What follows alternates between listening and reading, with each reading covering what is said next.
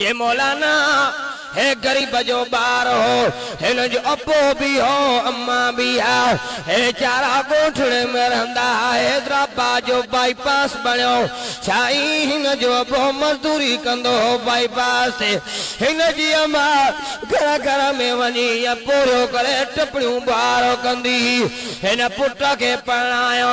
अमारे चारी या बुखू पई काटे पियो जागा पियो काटे तकलीफूं पियो करे पुट के पढ़ायो। सही पुट पढ़ी डॉक्टर थियो साईं हे पंज अबो छड़े अम्मा छड़े डॉक्टराणी से शादी कई। न को अबे के दावत न को अम्मा के दावत।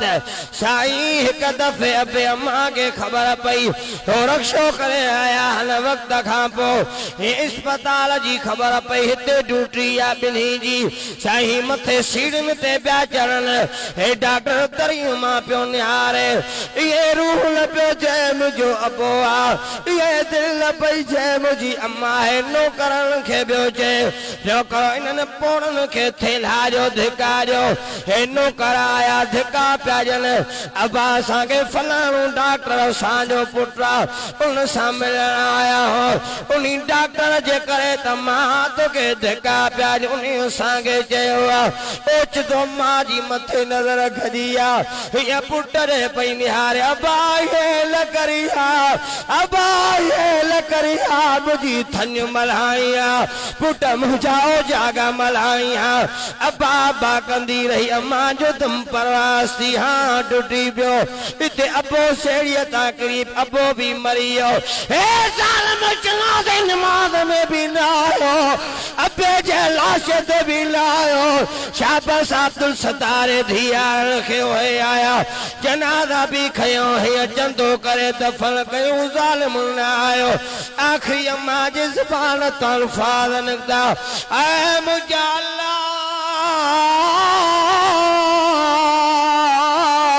असा इंसाफ कज असा जी दाह तो खेया मौलाना कुछ वक्त खां पोइ हिन माण्हू डॉक्टर ऑपरेशन कयो माण्हू मरियो क्यों न मानन वनी केस कयो लापरवाही डॉक्टर कया मौलाना पुलिस आई कुटी दी आई मौलाना एड़ो मारे उस जो हिन जो दिमाग कम छड़ियो कितुअ जे हवाले कयो अज कितुअ मां भजी आयो आ जान मथा कितुअ वारा पहता मौलाना जमात के बुधा जा ओ जेके जी जल खेर जाई था जेके बाबे खेर जाई था ओ रोड ते अल्लाह पन्ना न मराई दो तबियो केड़ा तख्त दिसंदा जो अबे आई अम्मा जाना फरमान रोड ते पन्ना मेरी दे रिठा से आहे जो जी जल जी इज्जत कंदा से सब जो इंशाअल्लाह अम्मा जी इज्जत कंदा से बाबे जी भी जो इज्जत कंदा जी कंदा हथो खणी चो बाबो भी शान वारो अम्मा जो शान वारी ओ फुलन जे गोठारा पोए तुझो रोवण जायो आ घर जी जल जो जनादो पियो वने अदा मुझी अमर हुई अज मुझो घर खाली कयो पई वने अदा मुझो बाबो हो